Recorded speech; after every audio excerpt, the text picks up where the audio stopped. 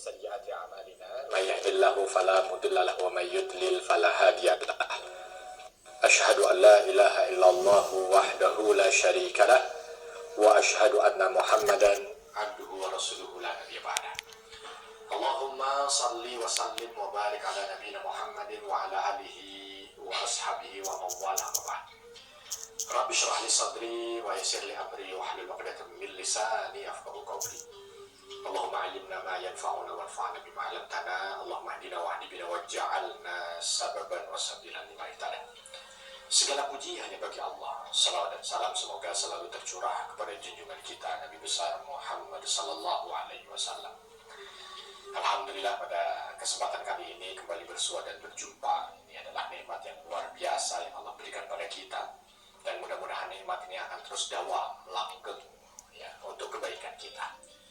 Sahabat yang cintai Allah, pemirsa, Assalamualaikum Nusantara dimanapun sahabat berada. Kita ketahui bahwa di antara nikmat yang Allah berikan kepada kita selaku hambanya ini adalah nikmat tatap muka. Ya, nikmat tatap muka, nikmat ketemu, gitu. Nikmat berjumpa. Ya, kita ngerasa waktu pandemi ya, di saat kita dibatasi segala aktivitas itu. Ya, hanya untuk jumpa aja susah ya. Orang saling curiga, bahkan di masjid saja dibatasi, harus renggang, harus apa. Bahkan kita sempat beberapa bulan itu ya sama sekali tidak aktivitas di masjid. Nah begitu kita boleh lagi aktivitas di masjid, bisa jumpa dengan yang lain, rasa bahagia dan gembira itu Masya Allah luar biasa. Karena ternyata memang itulah dia fitrahnya manusia. Fitrahnya adalah makhluk sosial. Fitrahnya itu berjumpa dengan yang lain.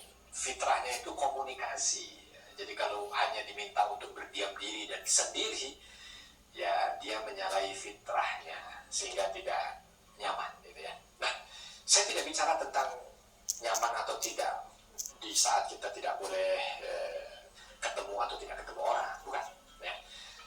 Tapi ingin mencoba bersama dengan para sahabat sekalian menelaah ya, kandungan makna surah Al-Asr yang semua dari kita pasti sudah hafal, semua dari kita pasti sudah paham ya. Tapi mengingatkan kembali kandungan dan kaidah yang ada dalam surah Al-Asr ini, karena Imam Syafi'i rahimahullah itu mengatakan kalau Al-Quran itu tidak turun ayat yang lain, cukup ayat dalam surah Al-Asr ini sudah menjadi ya sudah cukup menjadi pengingat bagi kita sebagai manusia. Dan ternyata memang betul. Memang kita tidak bisa mendalaminya dengan begitu dalam, dengan kesempatan yang singkat ini, tetapi minimal ini bisa mengingatkan kita. Kenapa sang imam sampai mengatakan begitu ya dalam surah Al-Asr ini. Bahkan ada beberapa riwayat beberapa orang saleh itu kalau berjumpa dengan yang lain itu tidak melewatkan pertemuan mereka ini dengan membaca di antara mereka surah Al-Asr. Ya, coba Masya Allah tuh ya. Kalau kita tadi sampaikan bahwa pertemuan itu ya, atau perjumpaan itu sesuatu yang membahagiakan, ternyata orang-orang soleh ya, itu tidak berjumpa atau tidak mengakhiri perjumpaan mereka kecuali mereka membacakan satu di antara mereka mungkin surah Al-Asr. Jadi ketemu berdua ngobrol nih, nggak berpisah kalau belum baca surah Al-Asr. Nah, berarti kan dalam banget sebenarnya makna yang ada di dalamnya. Jadi seolah ketika bertemu itu nggak afdol kalau nggak baca surah Al-Asr. Emang ada apa sih? Kan pertanyaannya begitu. Kenapa dulu orang-orang saleh itu ketika berjumpa satu dengan yang lain itu tidak berpisah kecuali mereka membaca surah Al-Asr? Coba kita lihat. Allah Subhanahu wa taala berfirman dalam surah Al-Asr. A'udzu billahi minasyaitonir rajim. Bismillahirrahmanirrahim. Wal 'asr. Innal insana lafi khasar. Yang pertama Allah sampaikan dengan qasamnya. Ya. Wal 'asr. Waw itu waw al-qasam. Waw sumpah. Jadi kalau diartikan ke tempat kita dalam bahasa kita berarti kalimatnya demi Allah, nah, gitu ya. Kalau bahasa kita kalau wallahi, nah, itu qasam itu ya. Wallahi demi Allah. Nah, kalau dalam surah Al-Asr wal 'asri demi masa. Nah, bicara tentang sumpah memang beda hukum ya. Kalau kita sebagai seorang hamba hanya boleh bersumpah atas nama Allah, tidak boleh yang lain. Makanya kalimatnya wallahi billahi, tallahi. Kalau ini dalam redaksi bahasa Arabnya, ya. Bahasa kita mungkin hanya satu redaksi aja, demi Allah, demi Allah, demi Allah. Kalau ingin sumpah hanya ini bolehnya, nggak boleh dengan yang lain. Demi bintang, nggak boleh, itu nggak boleh, nggak boleh. Ya, tidak diperbolehkan dalam syariat kita. Demi matahari, tidak boleh. Nah, kalau dari sang pencipta bersumpah, Allah Subhanahu wa Ta'ala bersumpah, Rabbul Alamin bersumpah, maka Allah bersumpah dengan makhluknya, ya. Wasyamsi wa duhaha, demi matahari dan demi waktu duha, bersumpah dengan makhluknya, matahari makhluknya, waktu duha makhluknya, ya. Nanti bersumpah lagi dengan misalkan wassama'i wattariq, ya. Bersumpah dengan langit, bersumpah dengan yang datang di malam hari, bersumpah dengan makhluknya. Termasuk di sini wal asri, Allah bersumpah dengan al-asr, waktu asar. Tapi ada yang mengatakan asrun di sini, kalau bahasa Arab tuh asrun itu juga artinya masa. Jadi bukan hanya identik pada asar atau waktu asar, tidak, tapi asrun adalah masa, waktu. Jadi demi masa, demi waktu. Nah, ada rahasia ya, ketika Allah Subhanahu wa Ta'ala itu bersumpah dengan makhluknya. Tidaklah Allah bersumpah dengan makhluknya kecuali memang makhluknya itu memang ada nilai yang ingin Allah sampaikan di sana, ya. Ada nilai yang ingin Allah ingatkan di sana. Maka biasanya selalu berkesesuaian. Ketika Allah bersumpah dengan makhluknya, maka akan ada pesan di kalimat atau ayat selanjutnya yang pasti berkesesuaian dengan sumpahnya. Termasuk di sini, wal asri, demi masa. Dan ini adalah sumpah dari Allah. Berarti setelahnya ini hukum sumpah gitu. Biasanya kita sendiri sebagai makhluk kalau bersumpah pasti untuk meyakinkan sesuatu yang besar gitu. Nggak mungkin kalau cuma perkara sepele pakai sumpah, itu nggak mungkin, ya. Nggak mungkin demi Allah, ya, saya mau mandi. Kalau cuma mau mandi nggak usah pakai demi Allah lah, ya. Pasti untuk sumpah dengan sesuatu yang besar gitu. Demi Allah, saya tidak mencuri. Nah, itu kan mungkin untuk meyakinkan dengan. Tapi kalau demi Allah saya sudah mandi, ya, mandi aja nggak perlu pakai sumpah gitu kan. Artinya sumpah itu untuk sesuatu yang besar. Nah, termasuk di sini kalimat wal asri, demi masa, berarti Allah bersumpah dengan makhluknya. Selanjutnya akan ada sesuatu yang besar, dan ternyata sangat besar sekali, sangat besar sekali. Kalimat sesudahnya, ayat sesudahnya itu menjadi berat buat kita karena Allah memberikan statement pada kita. Innal insana lafi khusrin. Sesungguhnya manusia itu dalam kondisi merugi. Aduh, berat ini buat kita. Kita manusia, ya, kita manusia. Kita bukan jin, kita bukan malaikat, kita manusia. Berarti yang dimaksud ayat itu kita. Innal insana la, sungguh, kalimat itu lah ada takkid di sana, ya. Jadi ilmu bahasa Indonesianya itu sesungguhnya semua manusia sungguh dalam kondisi merugi. Waduh, berat.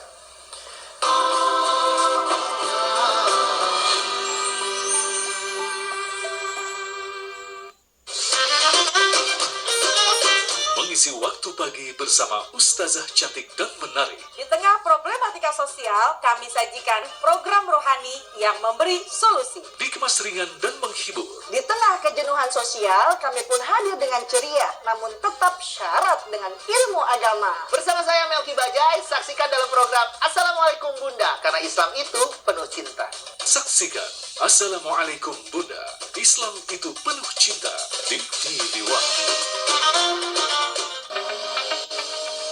Saya minta semua menteri fokus bekerja. Informasi dan pandangan baru terhadap suatu isu. Ini pertanyaan publik, Bang. Kampanye politik atau kunjungan kerja, Bang? Acara itu adalah acara partai. Presisi untuk menghindari misinformasi. Spekulasi ini harus segera dijawab tidak sih, Pak? Asupan informasi publik itu harus tersampaikan dengan Apa baik. kabar Indonesia Pagi di TV1? Penghargaan Ahmad Bakri ke-18 tahun 2022. Penghargaan diberikan untuk kategori bidang pemikiran sosial, bidang kesusastraan, bidang kedokteran, bidang sains, dan penghargaan khusus ilmuwan internasional yang berjasa untuk Indonesia. Penghargaan Ahmad Bakri ke-18 segera di TV One. Daarmee de vrede teruggekeerd in India. Nog niet. Apa kalian lihat pemberontak? Tidak, Tuan. Kamu, siapa namamu? Gatot. Saya datang ke sini hari ini untuk membebaskan kalian dari para teroris ini. Film spesial kemerdekaan di Oost, Rabu 17 Agustus, pukul 21.30 waktu Indonesia Barat, hanya di TV One. Fight of Champion, One Pride MMA. Ensof versus Supriyadi. Ahmad Sofyan versus David Leonardo. Fahri Rudianto versus Heru M. Nur. Aswar Al-Amri versus Brian Naufal. Anthony Tambuna versus Cecep Supriyandi, Sabtu 13 Agustus pukul 22 hanya di TV One.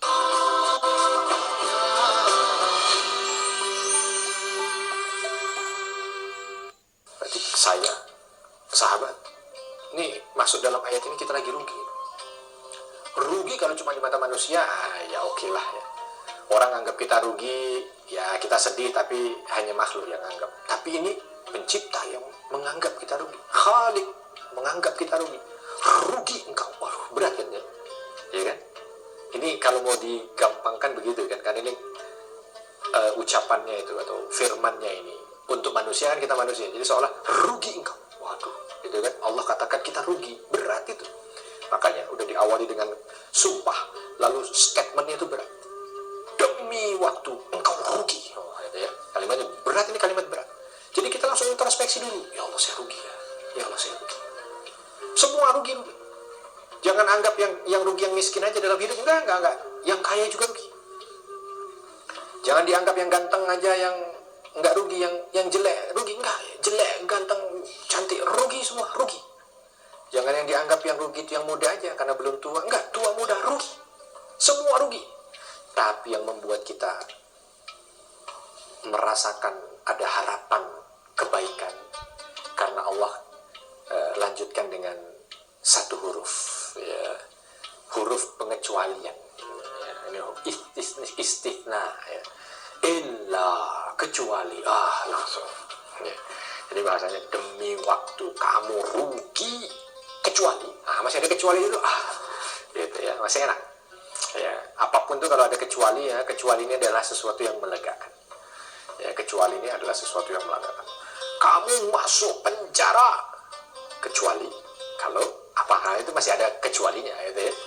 Ya, kamu harus bayar denda kecuali, masih ada kecualinya. Tapi kalau udah tanpa kecuali, wah itu berat. Alhamdulillah dalam surat ini ada kalimat illa, kecuali. Nah, ini yang akan menjadi nasihat, ya, di antara para orang-orang soleh itu, gitu. Makanya kita ketika melihat, oh ya wajar dulu orang-orang soleh itu, ya, mereka perjumpaan itu tidak mereka akhiri kecuali membaca surat Al-Asr ini. Iya betul juga, karena saling mengingatkan. Seolah ketika sebelum berpisah, ingat Allah sudah bersumpah dengan makhluknya bahwa kamu rugi, kecuali. Nah, kecualinya jalankan supaya tidak masuk kategori rugi. Jadi mengingatkan dengan kerugian. Inilah dia nikmatnya hidup dalam iman, gitu ya. Saling nasihat, menasehati. Kenapa? Karena ya akhirnya kita tidak terjebak pada keburukan. Yang repot kadang-kadang ketika dia bertemu, ketika dia berjumpa, ketika dia bercengkerama, pertemuannya membuat dia justru terjebak pada kemaksiatan. Kan auzubillah min dzalik. Illa, kecuali. Siapa yang dikecualikan oleh Allah Subhanahu wa taala dari manusia-manusia itu? Yang disebutkan di awal bahwa mereka itu merugi. Siapa yang dikecualikan? Satu, alladzina amanu. Kecuali mereka yang punya iman. Iman kepada siapa? Iman kepada Allah, iman kepada malaikat, kepada Rasul, kepada kitab, ya, kepada qada qadar yang baik dan buruk, dan kepada hari akhir. Iman. Ya. alladzina amanu, yang beriman. Nah, kita cek diri kita ini, kira-kira kita termasuk orang yang beriman tidak?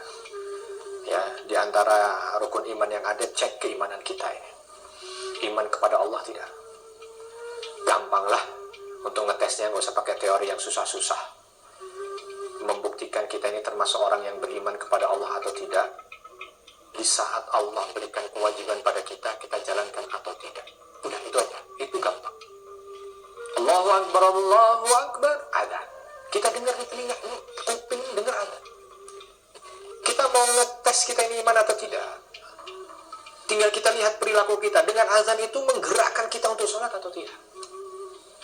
Kalau kita nggak tergerak untuk sholat, bahkan justru suara volume TV-nya yang digedekan supaya tidak terdengar suara azan itu, disitulah berarti iman sedang hilang. Ya. Atau mungkin azan subuh, ya, supaya tidak terdengar, kuping ditempel dengan, ditutup dengan bantalnya. Di situ iman sedang hilang. Atau mungkin untuk melihat yang gampang lainnya, mudahnya, kita mudah melakukan maksiat. Di saat kita mudah melakukan maksiat, berarti itu sedang tidak ada iman dalam hati. Karena Nabi Shallallahu Alaihi Wasallam menegaskan, la yu'minul as-sarik hina yasrik, la yasrikus sarik hina yasrik wa huwa mu'min.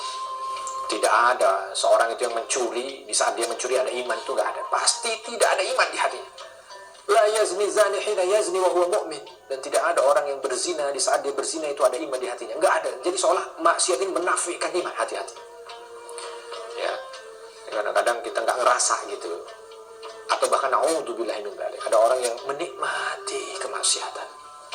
Yang dilakukan kemaksiatan dia nikmati maksudnya. Dia ribah, dia nikmati ribahnya itu. Dia fitnah, dia nikmati fitnahnya itu. Dia bohong, dia nikmati bohongnya. Ya, yang lebih parah lagi mungkin kalau masuk kategori dosa-dosa besar gitu ya. Dia membunuh, dia nikmati membunuhnya. Alhamdulillah.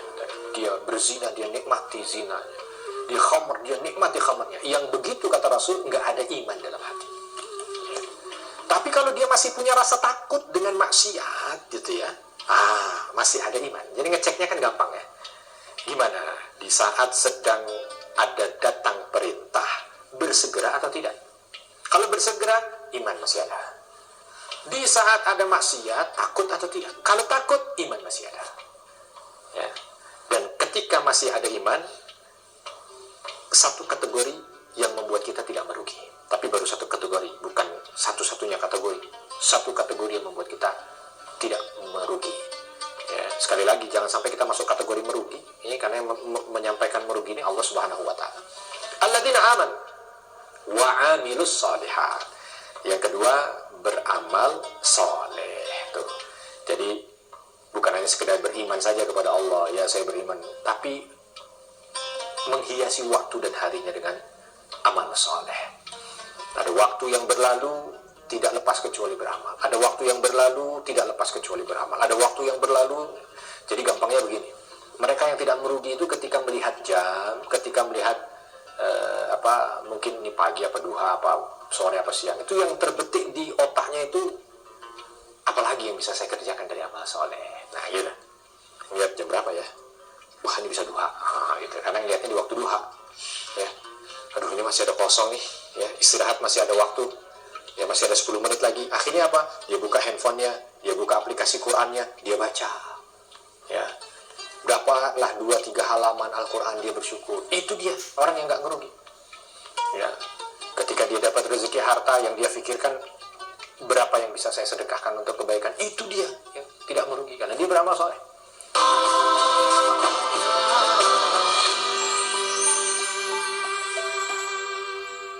Dari sirkuit Bukit Besar Tasikmalaya, persaingan di putaran 2 akan semakin ketat.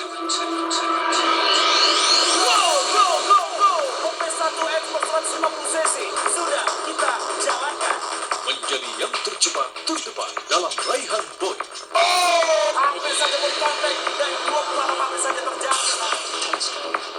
One Bricks Championship 2022 putaran 2 hanya di TV One. Penghargaan Ahmad Bakri ke-18 tahun 2022. Penghargaan diberikan untuk kategori bidang pemikiran sosial. kesusastraan, bidang kedokteran, bidang saham, dan penghargaan khusus ilmuwan internasional yang berjasa untuk Indonesia. Penghargaan Ahmad Bakri ke-18 segera di TV One. Saya minta semua menteri fokus bekerja. Informasi dan pandangan baru terhadap suatu isu. Ini pertanyaan publik, Bang. Kampanye politik atau kunjungan kerja, Bang? Acara itu adalah acara partai. Presisi untuk menghindari misinformasi. Spekulasi ini harus segera dijawab tidak sih Pak? Asupan informasi publik itu harus tersampaikan dengan Apa baik. kabar Indonesia Pagi di TV One. Hewan-hewan terunik yang ada di dunia.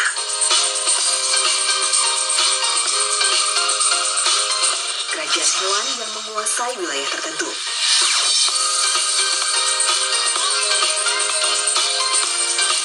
Hewan-hewan yang selalu dikaitkan dengan mitos alam gaib. Saksikan semuanya hanya di One Spot, satu titik segudang informasi. 10 pangkat 2 ditambah 2 pangkat 2 sama dengan M. M sama dengan 10 pangkat 2 tambah 2 pangkat 2. M sama dengan 10 pangkat 2 tambah 2 pangkat 2. Kira lagi baca dokter ya. Gimana? Matematika itu mudah dilakukan bukan? Enggak. E-Talk Show di TV One.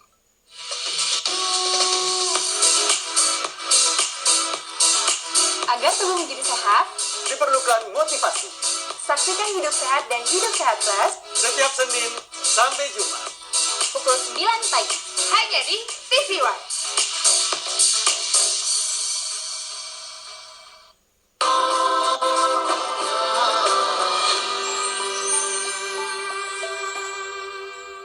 Ya, ketika dia ada kesempatan untuk jumpa dengan orang tuanya, pikirannya gimana caranya supaya bisa membuat orang tua bahagia dengan baktinya. Itu dia amal soleh. Bahkan ketika pilih kerja, itu dia memilih kerja mana ya. Misalkan ada banyak gitu ya, tawaran gitu. Dia pilih yang bisa punya nilai amal soleh. Mau pilih mana? Kamu bisanya security kan? Ya, saya bisanya security. Ini ada tawaran dua. Security di pabrik khamer, gajinya gede. Atau security di pabrik sepatu, gajinya kecil. Yang di pabrik khamer 5 kali lipat. Ya, daripada yang di pabrik sepatu. Kalau orang yang beramal soleh, dia pilih yang pabrik sepatu dibanding khamer. Khamer sarana maksiat udah nggak ragu ya, nggak ada perdebatan di antara kita. Sepatu, bisa jadi sarana manfaat. Bikin dia security sepatu, dia bikinin sepatu, orang bisa banyak pakai sepatu. Ya, sepatu digunakan untuk sekolah, maka dia dapat pahala dari orang yang sekolah itu. Sepatu digunakan untuk kerja, maka dia dapat pahala dari kerja. Bahkan mungkin kalau dari kerjanya orang yang pakai sepatu itu pulang bawa rezeki, pulang bawa nafkah, dia berikan kepada keluarganya, itu dia juga dapat. Kenapa? Karena dia ada saham untuk bisa mendatangkan kebaikan itu tadi. Coba ya kan. Nah ini amal soleh, niatnya amal soleh. Ya udah, yang dia pilih yang mendatangkan kesempatan untuk beramal soleh. Makanya yang kedua adalah selain daripada amanu wa amilus sholihat. Nah, yang ketiga dan keempat ini penting. Ya, yang ketiga dan keempat ini yang penting. Selain kita beriman, selain kita beramal soleh, Allah Subhanahu wa taala sampaikan 3 dan 4 ini dalam satu paket sebenarnya sama. Wa tawasau bil haqq wa tawasau bis sabr. Yang saling nasihat menasehati dalam kebenaran dan saling nasihat menasehati dalam kesabaran. Ya, ad-dinun nasihah. Nabi mengatakan begitu. Bahwa inti dari agama ini sebenarnya nasihat. Nasihat untuk siapa? Nasihat untuk lillahi wa li rasulihi wa li a'immatil muslimin wa ammatihim. Nasihat untuk Allah, nasihat untuk Rasulnya, nasihat untuk para pemimpin, nasihat untuk seluruhnya. Maksudnya bagaimana nasihat untuk Allah? Maksudnya kita nasihatin Allah? Tidak. Nasihat untuk Allah adalah nasihat menasehati di antara hamba untuk mengingat hak Allah. Makanya kalimatnya hak, kalimat kebenaran. Ya. Jadi kita itu jangan jadi manusia yang permisif kita. Manusia yang diem aja. Padahal umat ini akan menjadi baik gitu ya. Kalau dia itu amar ma'ruf nahi mungkar. Ya. Umat ini akan menjadi mulia kalau dia amar ma'ruf nahi mungkar. Kalau dia cuma diem aja, diem, ngelihat keburukan diem, ya. Ngelihat kemaksiatan diem, ya udah diem aja. Wah, hati-hati malah justru yang seperti ini. Bahkan Allah sampaikan, apa kamu ini merasa aman dengan azabku yang akan mengenai seluruhnya dari kalian. Bukan hanya orang yang bermaksiat saja. Jadi orang yang soleh pun, kalau solehnya itu hanya soleh individu semata, sholatnya aja yang rajin, ya, puasanya aja yang rajin, tapi begitu melihat kanan kirinya ada maksiat, dia diem aja. Ketika melihat saudaranya sedang tergelincir, dia diem aja. Bahkan ketika melihat anaknya aja yang gak sholat, dia diem aja. Melihat istrinya yang mengumbar aurat, dia diem aja. Hancur sudah begitu. Ya, ini yang disebut dengan manusia yang merugi. Makanya Allah Subhanahu wa Ta'ala sematkan poin 3 dan 4 ini seolah satu paket. Tawasau bil haq, saling nasihat menasehati dalam kebenaran. Nah, ini jadikan budaya, jadikan budaya. Ya, nggak usah jauh-jauh, mulai dari keluarga kita dulu aja. Yuk, sebelum tidur, suami nasihati istri, istri nasihati suami. Ini kan kadang-kadang yang nggak lazim. Ya, kalau orang tua nasihatin anak lazim lah. Oh begini, kamu mau belajar, kamu sholat, lazim. Tapi kalau suami nasihatin istri atau istri nasihatin suami, yang kayaknya nggak tahu kenapa nggak lazim. Saling dong, saling. Ya, saling itu maksudnya begini. Ya, mungkin sang suami minta sama istrinya, ma, nasihatin papa. Oh gitu ya, pa, nasihatin mama. Jadi sebelum tidur itu ada saling nasihat, kan enak. Ya. Nah ini juga kadang-kadang kita udah menasehati berat, yang jauh lebih berat lagi nerima nasihat. Nggak tahu kenapa ya, ini bisikan setan. Kalau diomongin susah, atau orang tuh paling nggak suka kalau diomongin. Kenapa orang kok paling nggak suka kalau diomongin? Orang paling nggak suka kalau dinasehatin. Padahal itu nyata gitu kadang-kadang. Ya, nah ini juga masalah ya, pastilah. Kalau kita ngerasa nih sekarang, kalau kita dinasehatin orang kok kita rasanya nggak enak gitu, kita rasanya tersinggung, kita rasanya marah, kita rasanya nggak suka, itu merugi itu kita, merugi. Harusnya kita bahagia karena orang yang ada itu menjalankan perintah Allah dengan menasehati kita, ya, sehingga kita punya sarana untuk menjadi orang yang tidak merugi. Ini kadang-kadang enggak dinasehati, apalagi kalau yang menasehati itu orangnya mungkin secara strata di bawah dia gitu ya, secara ekonomi di bawah dia, langsung, emang kamu siapa? Wah gitu. Ya Allah, dia nggak ngerasa ini kalau sedang dilihat oleh Allah dan mungkin bisa terjebak dalam kerugian. Hati-hati dengan segala apa atribut dunia ini ya, membuat kita akhirnya tidak mau terima nasihat ya. Yang paling hancur adalah mereka yang tidak mau terima nasihat, dan itu yang diajarkan oleh Nabi. Nabi SAW banyak kesempatan ketika sahabatnya memberikan masukan, beliau terima dengan lapang dada. Ya, karena Nabi faham betul akan hancur satu bangsa ketika orang di dalamnya itu tidak lagi mau saling menasehati, dan akan jauh lebih cepat kehancurannya ketika orang-orang di dalamnya itu sakit hati ketika dinasehati atau tidak suka ketika dinasehati.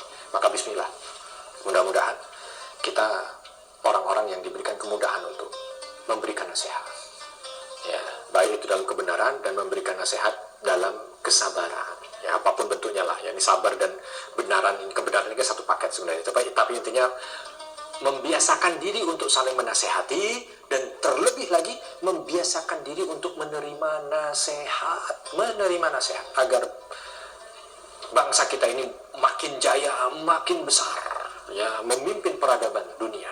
Dengan apa? Dengan apa yang disampaikan oleh Allah. Tidak akan merugi kita sebagai manusia kalau kita beriman, tidak merugi kita sebagai manusia kalau kita beramal soleh, dan tidak merugi kita sebagai manusia kalau kita saling menasehati dengan kebenaran dan kesabaran, mau untuk memberikan nasihat dan menerima dengan lapang dada segala nasihat yang masuk kepada kita. Mudah-mudahan yang sedikit ini mampu untuk bisa mencerahkan saya pribadi dan kita bersama, dan semoga kita yang hadir saat ini diberikan kekuatan untuk tidak menjadi orang yang merugi di dunia. Kalau ada kesalahan saya mohon maaf, dan kepada Allah mohon ampun. Apapun yang keluar dari lisan saya tidak sesuai dengan Al-Quran dan Sunnah, buang jauh-jauh, ambil yang sesuai dengan Al-Quran dan Sunnah. Subhanakallahumma wa bihamdika, asyhadu an la ilaha illa anta astaghfiruka wa atubu ilaik. Wassalamualaikum warahmatullahi wabarakatuh.